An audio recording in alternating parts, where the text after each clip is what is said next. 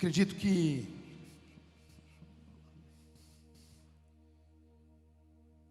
isso que está queimando no meu coração hoje não esteja queimando simplesmente no meu coração, mas o Espírito Santo já começou a incomodar alguns de vocês. Quero falar com vocês hoje, está lá em Lucas capítulo 11, verso 1 a seguir.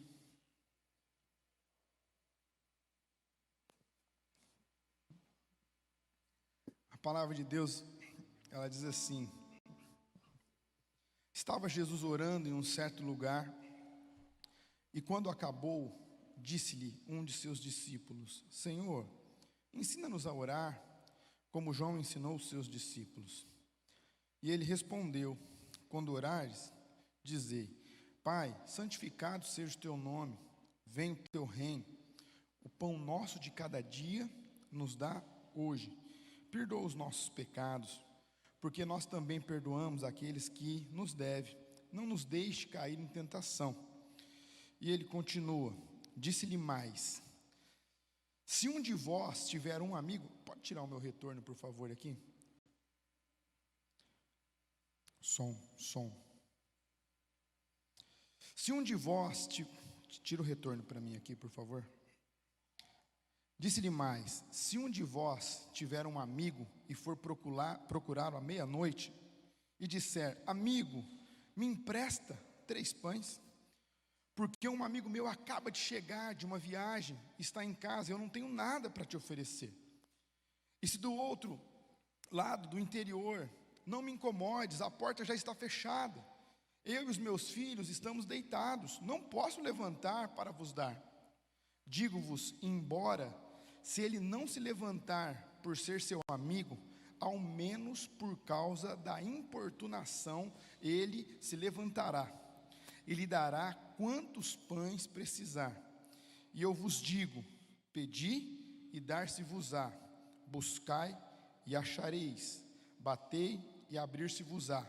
Pois todo o que pede, recebe, o que busca, acha, e o que bate, abrir-se-lhe-á. Qual de vós é o pai, que se o filho lhe pedir um peixe, lhe dará uma serpente?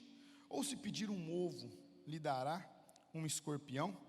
Se vós, sendo mau, sabem dar boas dádivas aos vossos filhos, quanto mais o vosso Pai que está nos céus, se vos pedir, Ele lhes dará ao Espírito Santo de Deus.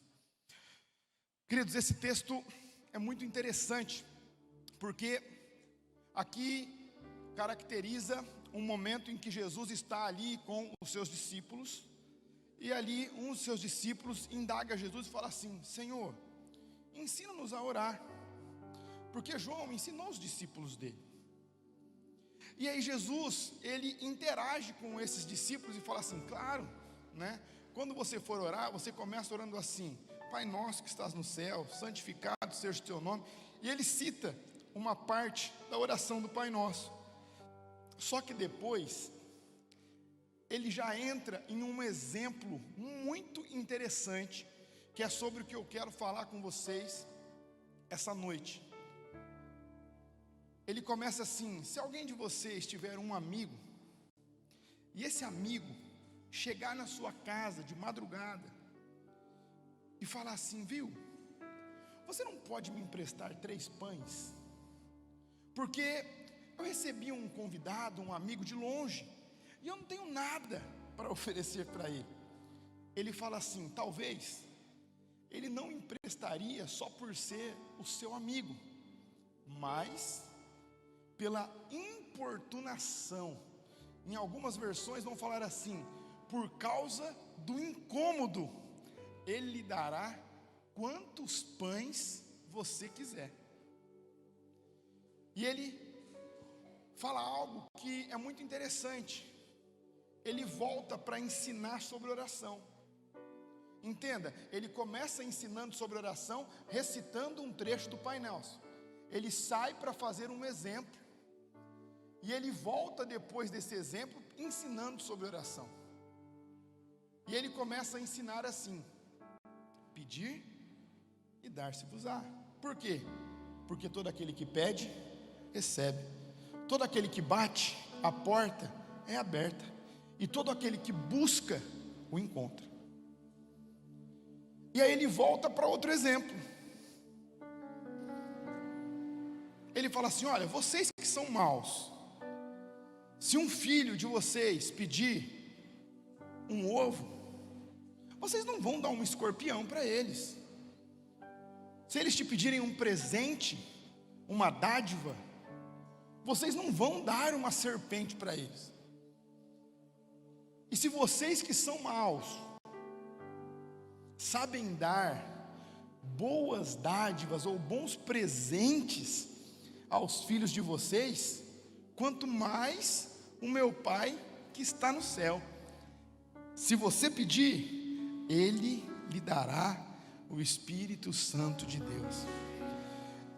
Isso me faz refletir sobre muitas coisas, porque sabemos que uma das principais, talvez a principal dificuldade dos cristãos de hoje é a negligência ou a inconstância na vida de oração. Acredito que a maior parte de vocês que estão aqui no auditório já entregaram a vida para Jesus. Que a maior parte de vocês que estão aqui no auditório já receberam Jesus como seu único e seu suficiente Salvador. Mas nós sabemos que o Espírito Santo, ele tem várias maneiras de se comunicar com a gente. A Bíblia relata vários exemplos, várias maneiras que o Espírito Santo fala com as pessoas. Nós vamos encontrar na Bíblia que até uma mula foi usada para falar com o homem. Ou seja, Deus ele pode usar qualquer coisa para falar com a gente. Mas eu e você só temos uma maneira de falar com Ele, que é através da oração.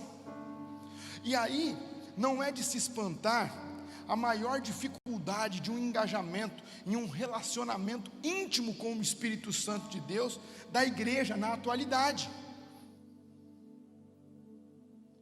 A inconstância no relacionamento com Jesus, no relacionamento com o Espírito Santo de Deus. Existe uma inconstância imensa. Por quê?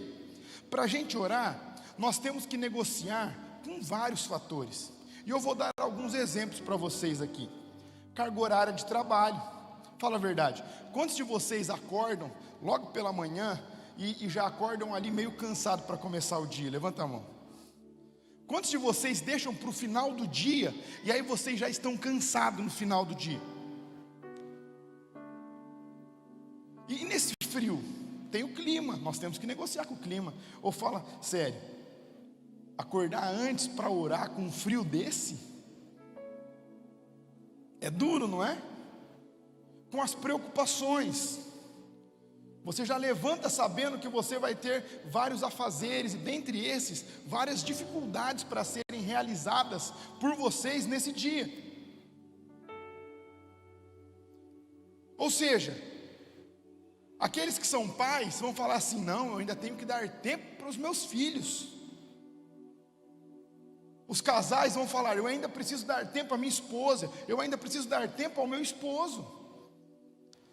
E nós começamos a ver que se a gente for parar para tentar inventar situações ou se apoiar em amuletas para que justifiquemos a nossa inconstância na oração, nós vamos ter várias. Mas eu quero aqui dar um exemplo para vocês e depois eu vou voltar para o texto. Um avivamento que eu gosto muito, que é o avivamento da Rua Azusa, que foi liderado por William Seymour, né? Uma história fascinante. Nós temos ali a história desse avivamento por 4 autores na nossa livraria: Azusa Now, Azusa em Chamas, a história da Rua Azusa, o avivamento da Rua Azusa, a biografia de William Seymour. Enfim, nós temos vários autores que vão relatar esse resumo que eu vou dar para vocês aqui. William Seymour, ele nasceu em 1870, em 2 de maio. Ele era negro, filho de escravo. E ele ficou cego depois que ele contraiu varíola, uma doença muito comum naquela época. E ele se muda ali em 1905 para Houston, onde ele já é convertido, e ele quer muito, não é uma faculdade, mas é como se fosse ali um seminário bíblico, né? Ali uma escola bíblica que era muito utilizado naquela época. E ele chega muito empolgado ali, né? E a hora que ele entra na sala de aula, queimando, querendo saber mais de Jesus, querendo conhecer mais ali, está com sede, com fome, né? Ele já se depara com uma imensa retaliação, vinda por parte daqueles alunos que também eram cristãos e também estavam ali para aprender mais de Jesus.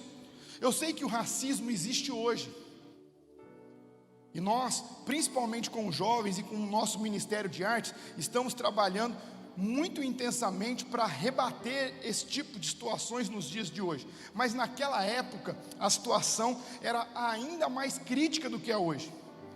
E aí ele chega e ele quer se sentar para que ele pudesse assistir. Aí o professor, juntamente com aqueles alunos, fala assim: cara, você até pode fazer esse curso, você até pode fazer esse módulo, mas como você é negro, você não pode se sentar no nosso meio. Pega a sua carteira e coloca no corredor. E a história fala que ele conclui esse curso no corredor, porque ele não podia sentar no meio de outras pessoas, porque ele era negro. E ele sai de lá e ele assume uma igreja. E logo ele tinha um fogo incansável dentro do coração dele. Ele incomodava demais o céu. Ele orava incansavelmente, porque ele tinha um desejo que acontecesse um reavivamento nos Estados Unidos. E quando nós começamos a orar, e quando nós começamos a buscar da parte de Deus, quando nós pedimos para que o Espírito Santo nos ensine a orar como convém, porque nós não sabemos, nós viemos aqui e nos encaixamos nesse texto, a mesma situação que os discípulos fizeram. Jesus, nos ensina a orar. Hoje nós pedimos ao Espírito Santo: Espírito Santo, nos ensina a orar, porque nós não sabemos orar como convém. E ele começa a orar, e ele começa a pedir um reavivamento, e o Espírito Santo começa a visitar as reuniões em que ele estava liderando, de uma pequena comunidade. E ele orando, e o Espírito Santo começou a batizar algumas pessoas começaram a fluir em alguns tipos de dons, o mais comum deles naquela época, o falar em línguas, e aí ele começa a ser rebatido fortemente por aquelas pessoas, que já tinham preconceito racial. Cara, além de negro, você está querendo ensinar heresias para a gente aqui? Você está querendo criar uma seita?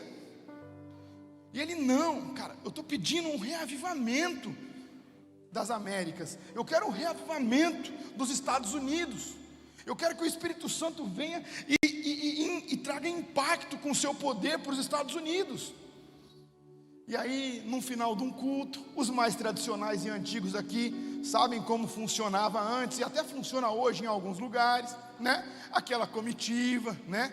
Os donos da igreja convidam ele para a sala do fundo, para uma reunião.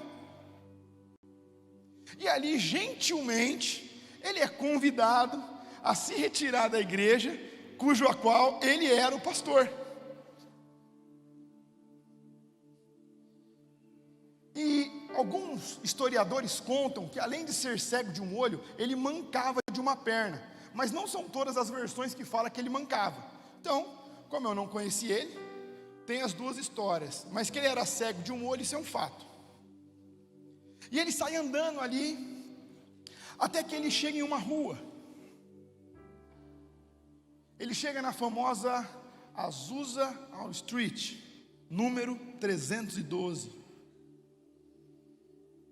E ali ele entra numa pequena igreja de madeira, e lá ele começa a orar. E ele começa a incomodar o céu, que é o tema da mensagem que eu quero falar hoje com vocês.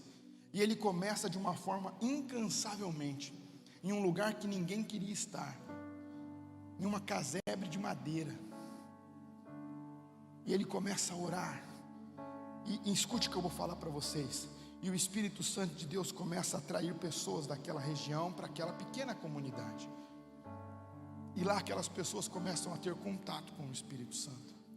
E lá aquelas pessoas começam a pedir para que elas pudessem aprender a orar. E eles começam a orar, e aquele movimento começa a aumentar. E como se não fosse o bastante, aquele homem ter sido colocado no corredor para concluir o seu curso. E como se não fosse o bastante, aquele homem ser convidado a se retirar da igreja que ele era o pastor. Como se isso não fosse normal. O New York Times solta uma nota falando sobre a nova seita da Rua Azusa. E começam a criticar veemente esse homem. E começam a atacar com palavras, com agressões verbais. Mas entenda, ele tinha algo muito claro. Ele queria o reavivamento dos Estados Unidos. E aí vamos voltar para a parte que nós estávamos falando, sobre as dificuldades que nós temos para conseguir estabelecer uma rotina constante de oração. A história diz que ele era filho de negro, filho de escravos. Fico pensando as histórias que esse menino escutava dos pais. Filho, certa vez torturaram a sua mãe na minha frente. Certa vez me torturaram na frente da sua mãe. Certa vez me colocaram de um lado do trabalho e sua mãe do outro lado, para que nós não pudéssemos nos relacionarmos, para que nós não pudéssemos nos ver. Filho, deixava a gente em pau de arara, deixava a gente exposto no sol sem água. Eu fico pensando nas histórias que esse menino escutou desde a sua infância. Eu fico pensando, quando esse menino se converte, quando ele entrega a vida dele para Jesus, ele já tinha tido uma infância muito difícil. Eu fico pensando, esse menino falando assim: nossa, agora eu encontrei o que eu preciso, eu encontrei a solução dos meus problemas, eu encontrei a razão da minha vida, eu encontrei Jesus agora a minha vida faz sentido, eu quero aprender mais sobre Ele, eu quero poder me relacionar mais com Ele. O que eu posso fazer? Já sei, olha, tem um curso, eu vou aprender mais sobre a Bíblia. E aí ele chega, as pessoas vão poder me ensinar, as pessoas vão poder me ajudar, as pessoas vão poder me instruir. E aí ele chega todo empolgado. E aí ele é convidado a ir para o corredor. Para a nossa realidade hoje, sem essa situação do corredor, ele já teria mais motivos do que eu e do que você para não ter uma vida constante de oração. Mas ele não para, ele continua.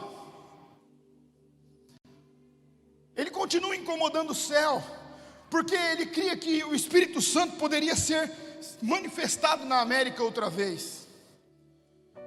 E aí ele conclui, ele assume aquela igreja cheio de sonhos, cheio de visão.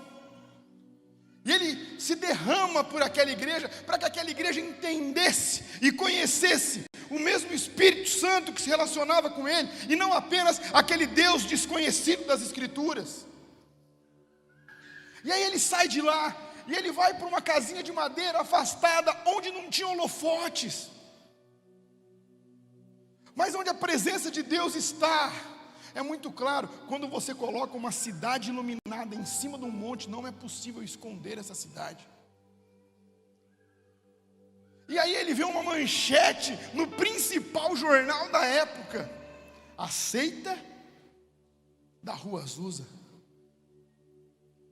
Mas mesmo assim ele não para, mesmo assim ele continua. Por quê? Porque ele tinha convicção que se ele pedisse, o Espírito Santo seria dado a eles. Entenda do que nós estamos falando aqui. Nós não estamos falando do momento em que você entrega a sua vida para Jesus e o Espírito Santo vem habitar em você. Ele habitar em você é uma coisa, ele se relacionar com você é outra totalmente diferente. E ele continua, quando de repente, um certo dia, naquele grupo de pessoas, eles recebem uma visita poderosa do Espírito Santo de Deus. E as pessoas começam a perguntar: o que é que está acontecendo aí? E as pessoas de todas as partes do mundo começam a pegar os aviões e ir lá na Rua Azusa, número 312, para tentar entender o que é que estava acontecendo naquele lugar. E a história diz que quando as pessoas chegavam naquela rua, elas já percebiam e eram tomadas por uma atmosfera diferente, que elas já eram tomadas pelo Espírito Santo de Deus. Que algumas pessoas enfermas, quando chegavam naquela rua, já eram curadas das suas enfermidades, já eram batizadas com o Espírito Santo. Por quê? Porque o Espírito de Deus tinha se manifestado ali. E a história nos garante que da Rua Azusa, do ano 1907 até 2007, 100 anos, nós estamos aí há aproximadamente 115 anos de quando isso aconteceu. Mais de 600 milhões de pessoas entregaram a vida para Jesus, fruto desse avivamento, não só lá, em todas as partes do mundo, inclusive o Brasil. Mais do que os 1900 anos anteriores a este acontecido. Só que entenda algo, nós vamos ter agora no mês de agosto uma conferência sobre ativar o sobrenatural, sobre ativarmos o profético. Mas entenda, eu não estou falando de eis que te digo de mim mesmo, eu estou falando de coisa séria, gente. A profecia, antes de Billy Graham morrer, foi que aproximadamente 100 anos depois, iria vir outra onda de avivamento, que ia tomar os 4 cantos do mundo, e aí não seriam mais 500 mil de pessoas, mas seriam pelo menos 1 bilhão de almas convertidas para Jesus. Pastor, e o que isso tem a ver com a palavra?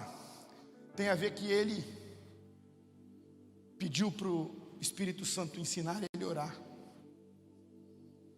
mesmo com todas as suas dificuldades, que ele não parou de incomodar o céu, enquanto ele estava sendo humilhado, enquanto as pessoas chamavam ele de louco, enquanto as pessoas não acreditavam no que eles estavam falando, enquanto as manchetes eram contrárias, ele tinha uma convicção muito clara: os Estados Unidos vai ter um reavivamento. E sabe o que é interessante?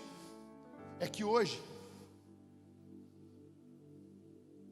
mais de 110 anos depois, todos os líderes religiosos americanos precisam reconhecer que a maior visitação de Deus que os Estados Unidos já recebeu foi através daquele homem negro, cego de um olho, que foi repudiado na sala de aula, que foi expulso daquela igreja, e que foi noticiado no New York Times como a seita da Rua Azusa.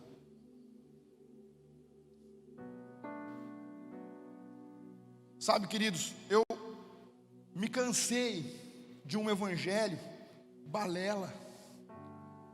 Eu me cansei de ir aos domingos nos cultos para escutar uma história da Bíblia. Eu me cansei de ir uma célula no meio de semana para comer alguma coisinha depois dela. O que o Espírito Santo tem colocado no meu coração é um desespero pela manifestação da presença dEle. As pessoas precisam conhecer o Espírito Santo de Deus, não de história, de caminhar com Ele, de se relacionar com Ele.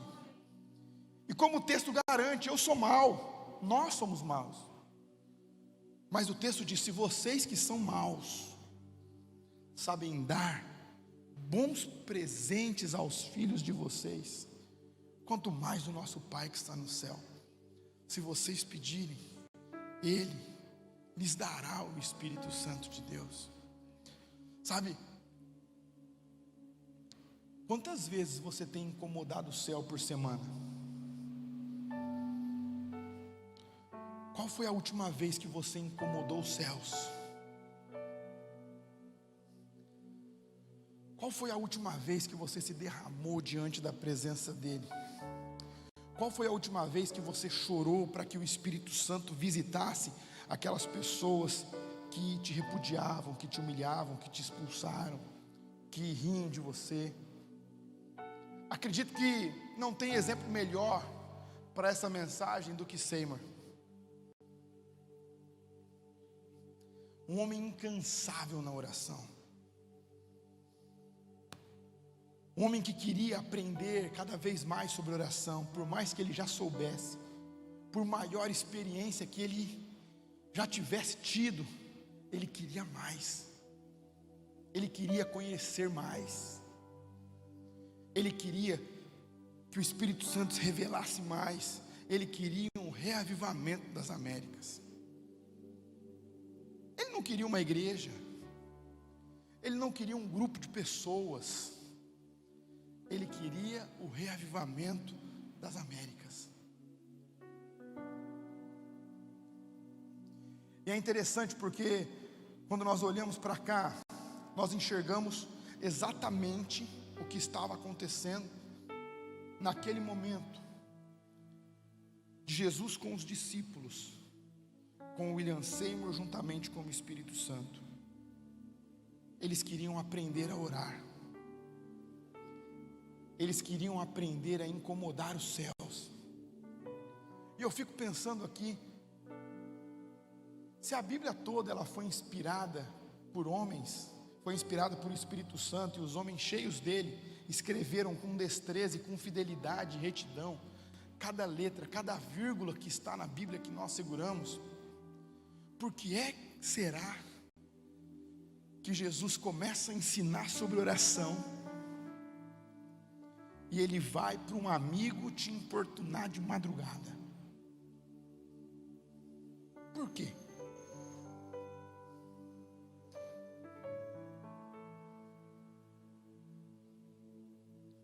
E é tão interessante que ele termina um exemplo que ele mesmo dá assim: talvez ele nem vai te dar os pães porque ele é seu amigo, mas por causa do seu incômodo no meio da madrugada, ele vai dar não só esses 3 pães, mas todos os pães que você quiser, para que ele possa voltar a dormir. Qual foi a última vez que você incomodou os céus? Qual foi a última vez que você incomodou os céus? Ou melhor, você já incomodou os céus? Você já incomodou os céus incansavelmente?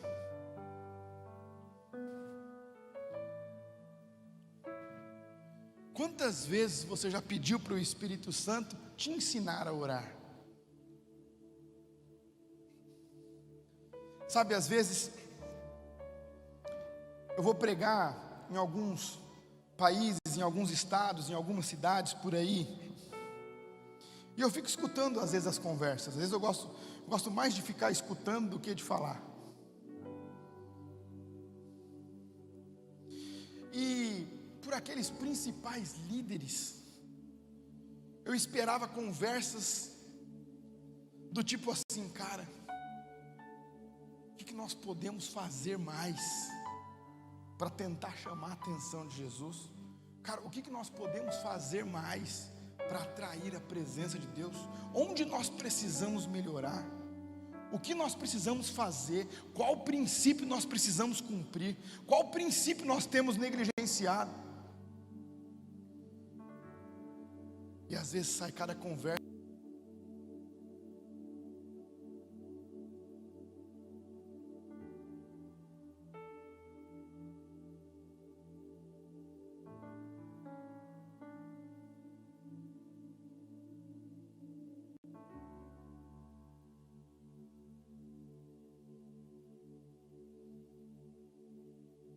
Som. Estão me ouvindo bem? Estão me ouvindo bem, tranquilo?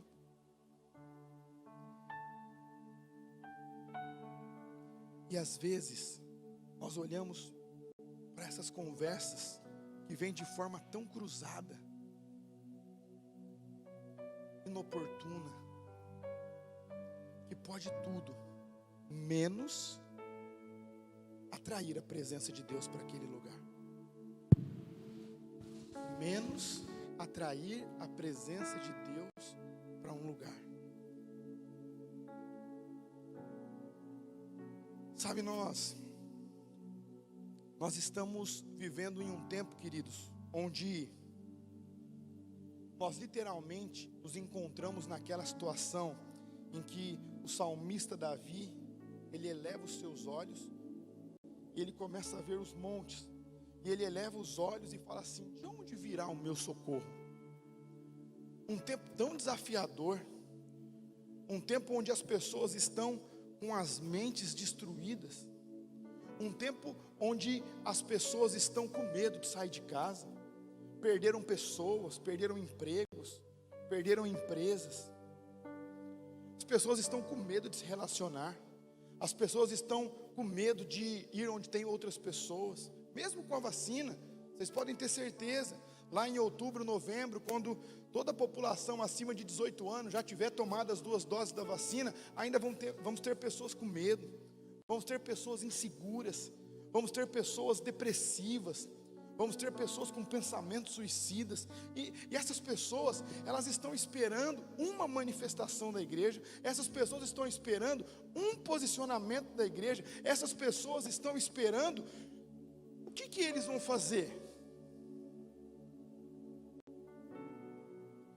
Eu fico pensando naquelas pessoas que repudiaram lá o William Seymour. Imagina, é claro, hoje eles já não estão mais vivos, mas eles ficaram vivos para ver o que Deus fez através da vida dele. Eu fico imaginando aquelas pessoas falando assim: mano, nós colocamos o cara para assistir aula no corredor. Eu fico imaginando aquela região, eu ia falar legião, olha só, mas não deixa de ser. Aquele grupo de homens que se achavam sábios, donos da igreja, do saber, do conhecer, onde eles julgavam saber o que era melhor para a igreja. Cara, nós botamos o cara para correr daqui. Que voz nós escutamos? Porque a de Deus com certeza não foi.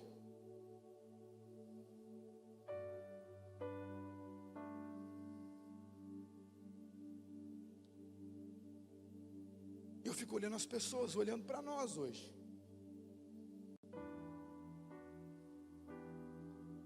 O Lucas é cristão? Cara, como é que ele está se comportando nessa situação adversa que o mundo está passando? O que o Éder está fazendo? E o Juliano? Vamos ver o que ele faz quando as circunstâncias ficam difíceis. Deixa eu olhar para a Tati, o que ela está fazendo quando o chicote estrala mesmo? Quando a adversidade vem, quando a dificuldade vem mesmo. Deixa eu ver se é crente mesmo, Luizinho. Deixa eu ver se ele é tudo isso aí que ele fala mesmo. Deixa eu ver se realmente ele faz isso que ele fala aqui mesmo. Sabe, queridos, e o que eu mais gosto é quando essas pessoas questionam, quando essas pessoas duvidam do poder do meu Deus, do poder do Espírito Santo de Deus em nós e através de nós. Quando essas pessoas param para olhar e falar: mano, como é que isso aí aconteceu? Da onde eles tiraram esse coelho? Qual cartola é essa que eu não tinha visto em nenhum momento?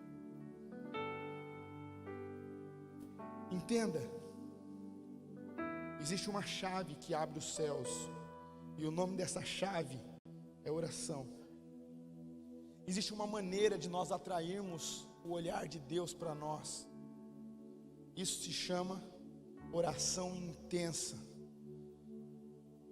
Existe uma maneira do Espírito Santo ser dado a cada um de nós. Isso se chama incomodar aos céus. Certa vez perguntaram para Evans Roberts, que foi líder do avivamento do país de Gales: Evans Roberts, qual é o segredo do avivamento? Segredo? Não tem segredo.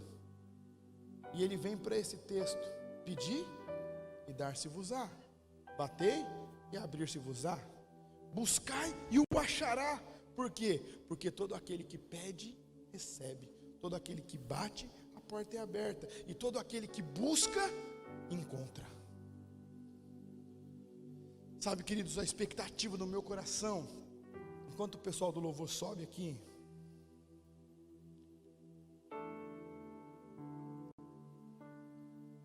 A expectativa do meu coração é que vocês tenham esse entendimento. Bora trocar pessoal. Entenda isso. Quando o Espírito Santo de Deus, ele é dado a você, ele se manifesta em você, ele se manifesta através de você, tudo à sua volta muda. A atmosfera à sua volta muda. O que isso significa? Que não importa onde você esteja, quando o Espírito Santo se manifesta através de você, aquele ambiente fica totalmente diferente. Não importa o que estava acontecendo com você, não importa qual a sua dificuldade, o Espírito Santo de Deus, ele trabalha exatamente na sua dificuldade, ele trabalha exatamente no seu ponto fraco. Pastor, como que você fala algo desse tipo? Isso não acontece hoje. Claro que acontece. Eu acabei de dar o maior exemplo para vocês. O preconceito racial era tão forte naquela época, que eles tinham acabado de conseguir fazer o voto do negro valer. O voto da pessoa negra nem valia, porque o que ele pensava ou o que ele achava não tinha importância. E além disso, ele era deficiente, ele não enxergava de um olho. E se, como alguns historiadores dizem, que ele mancasse de uma perna, se tivesse uma venda, uma banca de venda de escravos, ele estaria na parte com defeito, porque era assim que as pessoas eram tratadas naquela época. Esse aqui é perfeito. Eles eram expostos e vendidos como os animais são. Era desumano o que era feito, era desumano como era conduzido. Mas Deus pega uma pessoa dessa, que era repudiada até para os grandes senhores feudais da época, que talvez se tivessem que escolher um empregado, nem para empregado ele seria comprado. Em alguns casos, escravos que tinham algum tipo de deficiência, entre aspas, iam de brinde com algum pacote que era comprado. Nós estamos falando que esse homem, ele tinha um fogo dentro dele,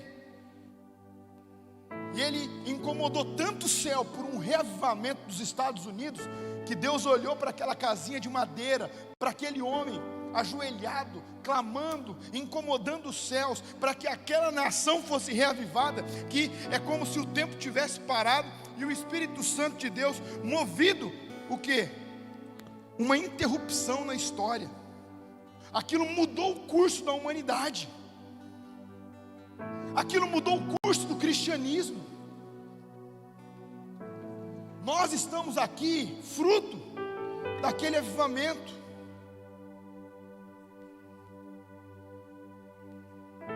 Porque os irmãos holandeses, eles saem de lá, cheios do Espírito Santo, e eles param em Belém do Pará aqui, pensando que eles estão em Belém, lá em Israel.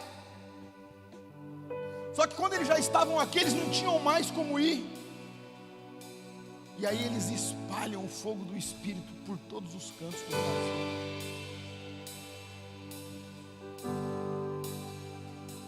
E daí nascem os nossos irmãos na fé, os da Assembleia de Deus. Porque quando os irmãos chegaram, eles chegaram em uma igreja batista.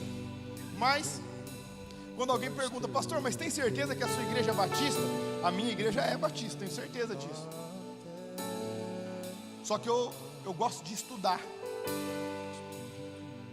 Então eu acompanho desde a época que nós saímos do movimento anabatista, uma contra-reforma que aconteceu, onde a santidade era inegociável, onde a palavra de Deus era a última palavra em qualquer circunstância, onde o Espírito Santo de Deus era sobre todos nós, onde o Espírito Santo era desejado pela igreja, onde a expansão do reino de Deus era o que mais palpitava no coração daqueles que muitas vezes eram afogados porque propuseram um batismo como o da Bíblia. aqueles que incomodaram os céus de tal forma que fez o Espírito Santo de Deus se espalhar por todo o Brasil. Sabe, a expectativa do meu coração é que você comece a incomodar o céu a partir de agora. É que você não pare de importunar o céu até que o Espírito Santo de Deus se manifeste. Pastor, o que eu faço? Entra no seu quarto, tranca a porta, só sai de lá depois que o Espírito Santo te visitar. Nem que se você precisar ficar 2 dias dentro de um quarto, que nem eu fiquei. Espírito Santo, eu não vou sair daqui enquanto o Senhor não me visitar. Tipo a briga de Jacó com o anjo. Se o Senhor não mudar a minha história, eu não vou sair daqui. Se o Senhor não mudar a minha vida, eu não vou sair daqui. Eu vou ficar aqui até que o Senhor toque a minha vida. O reino de Deus é sobre comando, é sobre direcionamento. Foi assim que o centurião fez. Jesus, eu preciso que o Senhor vá. Eu vou até a sua casa com você, onde já se viu. Não é necessário, basta uma palavra. Eu também sou um homem da lei. Eu sei que quando eu mando eles têm que fazer. Então libere uma palavra. Entenda o que eu estou falando aqui. Libere uma palavra. Entenda o que eu estou falando aqui. Libere uma palavra. Uma palavra muda o discurso de qualquer pessoa. Uma palavra muda o curso da humanidade. Uma palavra muda a direção de uma pandemia. Uma palavra muda a mentalidade de um político. Você pode falar assim: ei, político fulano de tal, basta uma palavra do meu Deus. Você pode falar: ei, atestado de morte, ei, vontade de se suicidar, basta uma palavra do meu Deus. Uma palavra, incomode os céus por uma palavra, porque quando o Espírito Santo de Deus, ele libera uma palavra sobre você, ele muda a tua história, ele muda a tua vida, ele muda o curso da sua família.